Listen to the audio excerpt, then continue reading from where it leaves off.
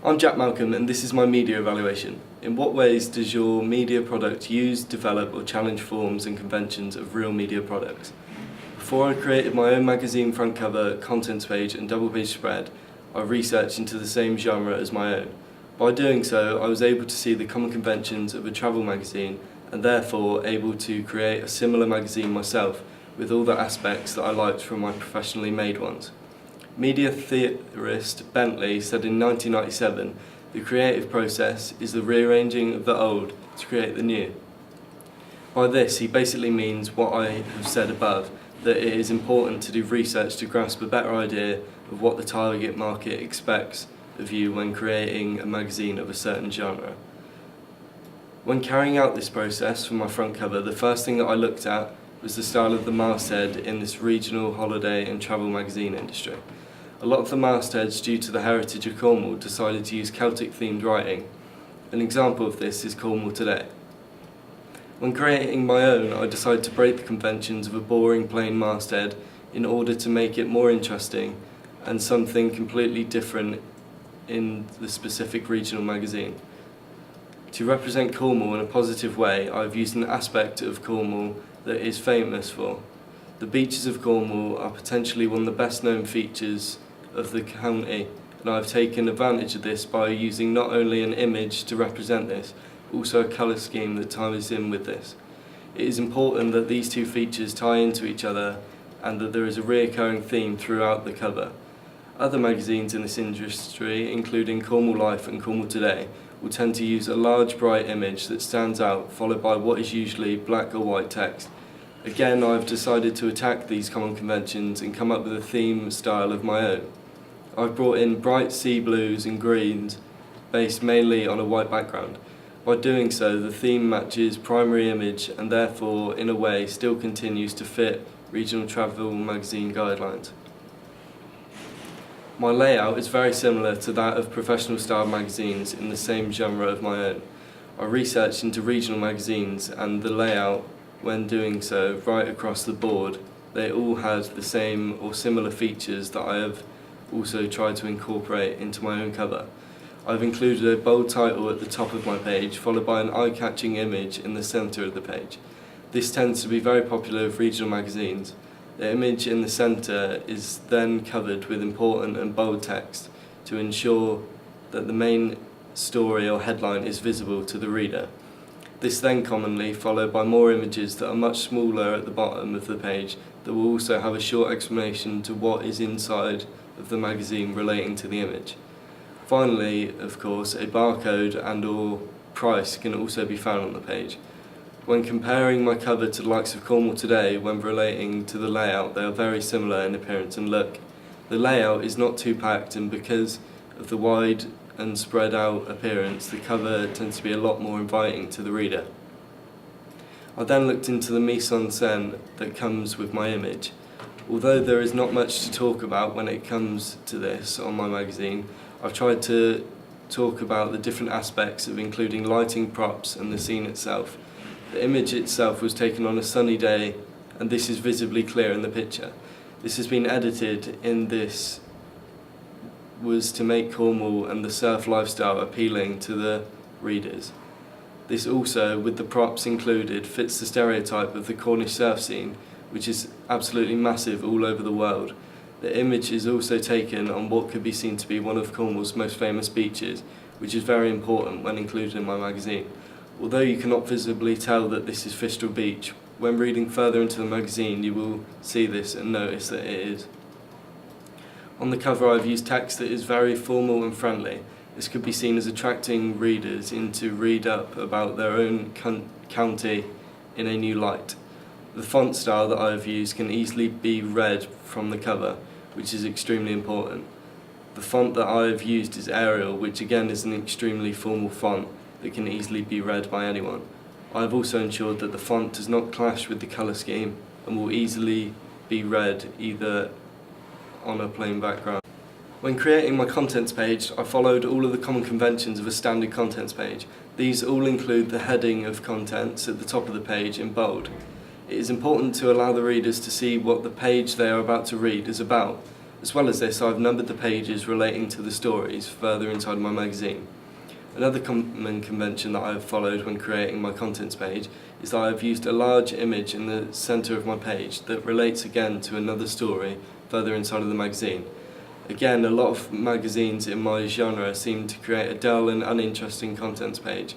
Because of this, to ensure my magazine looks more professional and overall better than those out on the market, I've tried to break this convention, making it much more eye-catching. Whilst creating my double-page spread, I also carried out research on double-page spreads of regional magazines. Featuring articles in the magazines that I looked at tended to be very dull and uninteresting. A lot of people will automatically, based on impressions from previous magazines, that all regional magazines will be boring. I know I did. That's why with my own one, I'm hoping to break the chain out of the stereotype of boring and dull regional magazines. I feel that when creating my own feature article, I've made it look glossy and upmarket, nothing like any of the other regional magazines. It looks smart, deluxe, and to be honest, expensive. I'm hoping this will bring in more customers.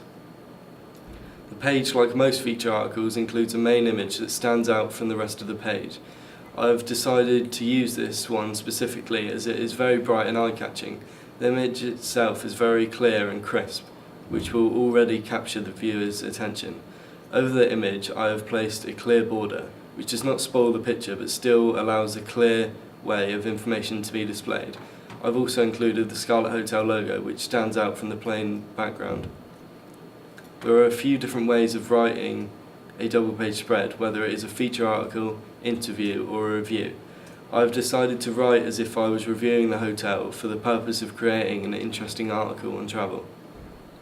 With the Scarlet Hotel being fairly upmarket, I felt that a review would be well suited to the hotel and the magazine. Other images that I've included also give the viewer even more of an idea of what the hotel looks like and how it would be on the inside, minus the prices. The colour palette and other styles, including fonts and images, have followed on from the first page. It is very important to keep a recurring style throughout the magazine, so the magazine will develop a distinguished style and theme whenever it is released. It will also make the magazine look a lot more professional than one that has a forever changing theme throughout it. When researching billboards to get an idea of my own, I wanted to look away from what is normal and boring with billboards that just sit on the outskirts of cities not getting noticed.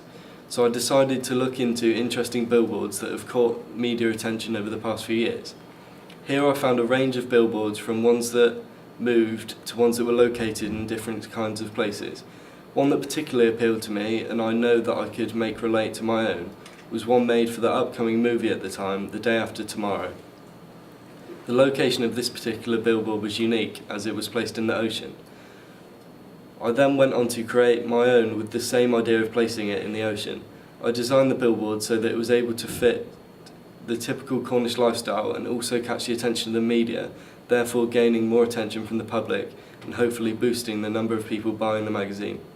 I think that the idea of a new, unique billboard, when relating to a number of sales it could gain, is very interesting.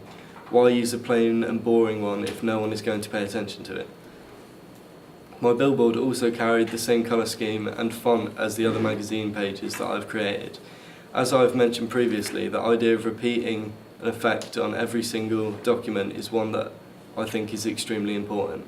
The billboard features a large image that I've used to look as if someone is surfing, not only on the waves in the image, but also the waves lapping up over the billboard. As some billboards tend to do, my own previews my magazine on the top, giving an even clearer idea as to what the billboard is advertising. This fits the common conventions of what the majority of billboards do, which is show the service or product that they are looking to advertise. Finally, I'm going to talk about my website. This, related to some of the other aspects, was fairly hard to create. In relation to researching others of the same genre, this was also extremely hard to look into. Travel magazine websites tend to look extremely professional, bold and eye-catching. This is due to the main body of colour located on the page. Through looking at the website for Cornwall Today and Travel magazine, I have observed that the common conventions I needed to follow included uses a range of eye-catching images to represent the target audience, including stories that would interest the target audience, including a footer, header and main body, having an easy to navigate site and having linked pages that were easy to find. In terms of style, I also noticed that the websites linked to the magazine products through following similar colour palettes and having some typography. Furthermore, some of the stories were the same on both products. In short, I have followed the majority of common conventions I observed. I've again continued the colour scheme from my previously made products. As well as this, I've used a theme that suits the genre of a regional magazine in Cornwall. On the website, I've added stories that I feel relevant to the region in general. A recurring feature of my website throughout my other products are also the images relating to the story. The images for my website fit the tone and message that I'm trying to get across perfectly. The background image for my website is clouds, which again tends to represent sunny Cornwall. This can be seen to fit the stereotype that Cornwall is generally known for to people living outside of the county. As well as this, I've found a way to use a rollover image that almost acts as a slideshow on the homepage to show off a range of various different pictures. I decided to keep the layout of my website sophisticated to represent my target audience. With my target audience ideally being people that are looking to travel, I needed to ensure that the layout was formal and easily readable. I've also used a formal and easily readable font that again suits the target audience. I did, however, break some of the conventions because I did not have any adverts on my website or a moving image video. I didn't follow these conventions because I wanted to break the standard format of what is normal. People will look at something that is unique and breaking from the old to the new.